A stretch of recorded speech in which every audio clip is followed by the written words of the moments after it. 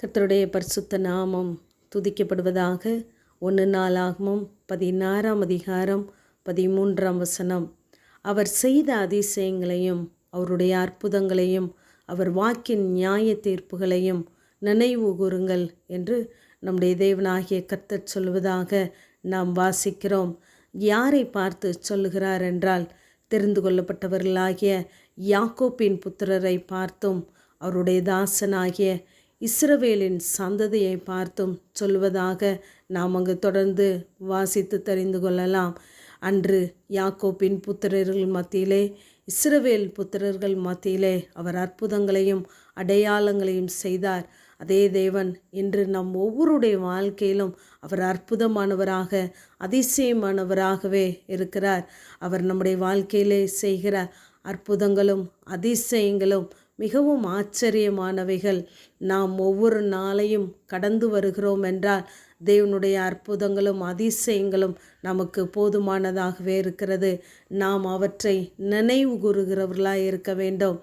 நமக்கு தேவன் பாராட்டுகிற கிருபை பெரியது, அவர் நமக்கு செய்கிற நன்மை பெரியது, நமக்கு பாராட்டுகிற திரளான தயவு பெரியது என்பதை நாம் ஒவ்வொரு நாளும் நினைத்து பார்க்கிறவர்களாக இருக்க வேண்டும்.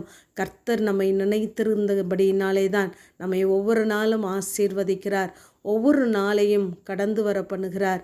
ஆகவே நாம் அவர் செய்த நன்மைகளை நாம் நினைப்போமானால் நம்முடைய வாயிலே துதி வந்து கொண்டே இருக்கும்.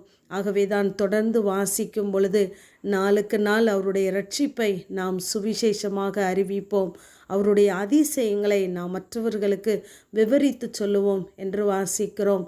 நாம் உண்மையாகவே தேவன் செய்த அற்புதங்களையும் அதிசயங்களையும் நினைவு கூறுகிறவர்களாய் இருப்போமானால் நாம் தேவனை துதித்து கொண்டே இருப்போம். இங்கே யாத்ராகமம் 3ஆம் அதிகாரம் 20ஆம் வசனத்திலே நாம் வாசிக்கும் பொழுது, நான் என் கையை நீட்டி எகிப்தின் நடுவிலே நான் செய்யும் சகலவித அற்புதங்களாலும் அதை வாதிப்பேன், அதற்கு பின்பு அவன் உங்களை போக விடுவான் என்று வாசிக்கிறோம். இதிலே நாம் தெரிந்து கொள்ள வேண்டியது என்னவென்றால், தேவன் நம்முடைய வாழ்க்கையிலே செய்கிற ஒவ்வொரு அற்புதங்களும் அதிசயங்களும் நமக்கு விரோதமாய் எழும்புகிறவர்களுக்கு வாதையாகவே தெரியும். அவர் நம்மை அவருடைய பலத்த கரத்தினாலும் ஓங்கிய புயத்தினாலும் நம்மை ஒவ்வொரு நாளும் பாதுகாக்கிறார், அற்புதமாய் அதிசயமாய் நடத்துகிறார். ஆனால் நம்முடைய எதிராளிகளுக்கும் எதிராளியாகிய பிசாசுக்கும் அது வாதையாகவே தெரிகிறது என்று வாசிக்கிறோம். இங்கு உபாகமம் 7ஆம் அதிகாரம் 19ஆம் வசனத்திலே நாம் அதை வாசிக்கும் பொழுது தெரிந்து கொள்ளலாம்.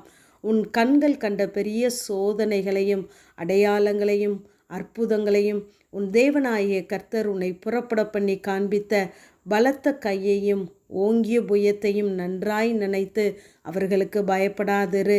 எல்லா ஜனங்களுக்கும் உன் தேவனாகிய கர்த்தர் அப்படியே செய்வார் என்று வாசிக்கிறோம்.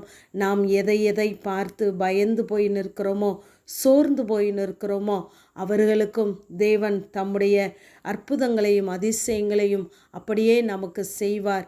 அவர்களுக்கு அது வாதையாக கண்ணியாகவே தெரியும் என்று வாசிக்கிறோம். தேவன் தம்முடைய வார்த்தையை அனுப்பி நம்மை தைரியப்படுத்துகிறவராய் இருக்கிறார். இங்கு கிதியோன் தேவனிடத்திலே பேசினதற்கே ஒரு ஆதாரம் கேட்கிறான். பனி மேல் மட்டும் பனி தோளின் மேல் மட்டும் பெய்ய வேண்டும் என்று, பிறகு தோல் மட்டும் காய்ந்திருக்க வேண்டும் என்கிறான். இங்கு உன் தேவனாகிய கர்த்தரை பரீட்சை பாராதிருப்பாயாக என்று வேதம் சொல்கிறது. ஆனால் பயந்தவனுக்கு அவன் கேட்ட அடையாளத்தை காட்டி தைரியப்படுத்துகிறவராயிருக்கிறார். நம்முடைய வாழ்க்கையிலே தேவன் இப்படி கேட்டு நம்மை தைரியப்படுத்தும் பொழுது அது சத்துருக்கு கண்ணியாகவே மாறி போய் விடுகிறது. ஆகவே தேவன் நமக்கு பாராட்டுகிற ஒவ்வொரு நன்மைகளையும் ஒவ்வொரு அற்புதங்களையும் அதிசயங்களையும் நாம் நினைவு கூர்ந்து அவரை நாம் துதிக்கிறவர்களாய் இருக்க வேண்டும். அப்பொழுது சத்துரு வெட்கப்பட்டு போவான். ஆமேன். ஜெபம்.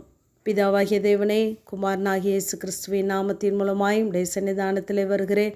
நான் அற்புதமும் ஆச்சரியமான பிரகாரமாய் இந்த ஜனங்களுக்குள்ளே ஒரு அதிசயத்தை செய்வேன் என்ற வேத வார்த்தையின்படி கர்த்தாவே, இப்பொழுதும் ஆண்டவரே ஐயா, உடைய அற்புதத்திற்காய் அதிசயத்திற்காய் உம்மை நோக்கி பார்க்கிற பிள்ளைகளுக்கு கர்த்தர் நீர் ஒரு அடையாளத்தை கொடுத்து கர்த்தர் பிள்ளைகளை உயிர்ப்பிக்கும்படியாய் ஜெபிக்கிறேன். சத்துருக்களுக்கு அது கண்ணியாய் மாறட்டும். இயேசு கிறிஸ்துவின் மூலம் ஜெபங்கேலும் எங்கள் நல்ல பிதாவே. ஆமேன்.